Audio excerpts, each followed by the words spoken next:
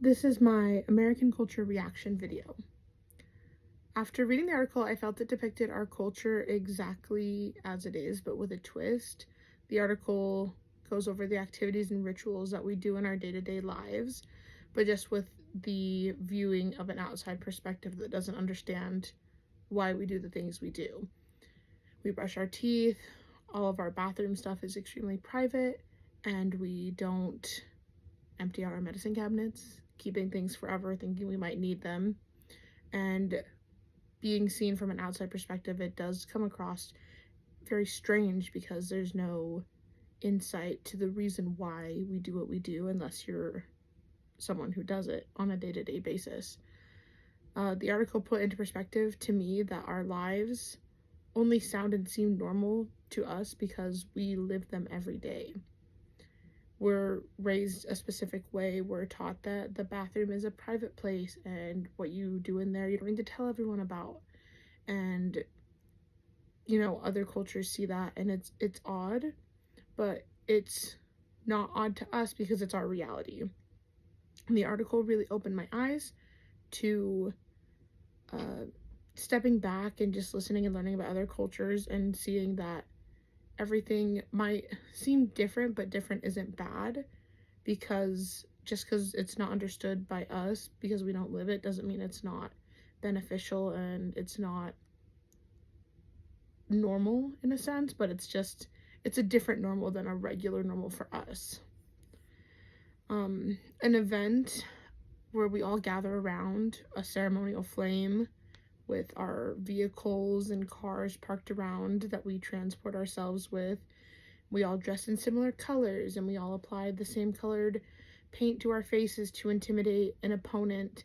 And we gather in these groups, rain or shine, snow, wind, sleet, whatever the weather. And we play games and we drink and we eat and we spend hours in an area meant for cars and prepare ourselves to go watch a large group of men who get paid to battle for a certain amount of time every week at a specific date. And we spend our times out in the parking lot where cars should be. And then when the hour approaches for the battle to begin, everyone files into the arena and we pay to watch these men battle for hours sometimes. And the other men who are in the stands think that they know better than the head battle captain, even though they've only ever battled on their TVs at their house or once in high school. And it's a large social event with lots of screaming and drinking and eating. And I was describing a tailgate, but with a perspective of someone who doesn't understand what a tailgate is. And football tailgating is a very American experience. Going to drink and eat and spend time with other people who love the same team or the same city as you is a very connecting experience. And it's a highlight of the day for some people who may not get to go into the games or can't afford to be in the stadium, but they get to go tailgate and watch from the parking lot with other fans and get that fan experience. And it gives you the opportunity to be around those who love what you love, and you get to relax and you don't have to worry about work or your commute or your house or your bills or your job or anything like that, and you just get to enjoy supporting a mutual team, organization, city with other people who feel that same way. Tailgating has been around for a while. There are pep rallies and things that happen in school, like back in the 50s and 60s, where they'd have big bonfires and celebrate the night before a big football game. And tailgating was originally a way for people who couldn't get into the games to enjoy watching the games and having an experience with other fans without having to shell out all of the cash to go watch the game in the stadium. And they can enjoy almost the same experience but with a cheaper cost.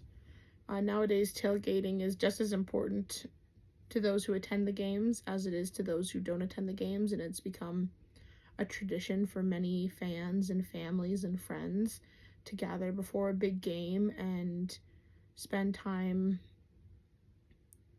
just building the community, putting a representation for a fan base, and kind of setting the precedent of what an experience is like to support this team in this town and see the people that it brings together.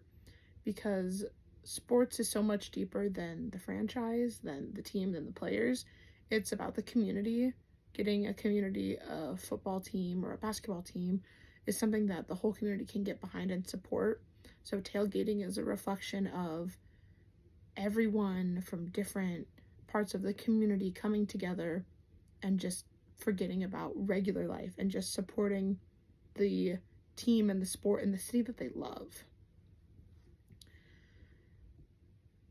I find the evolution of tailgating to be beneficial. As Americans, we're very competitive. We love sports. We love football, baseball, and basketball.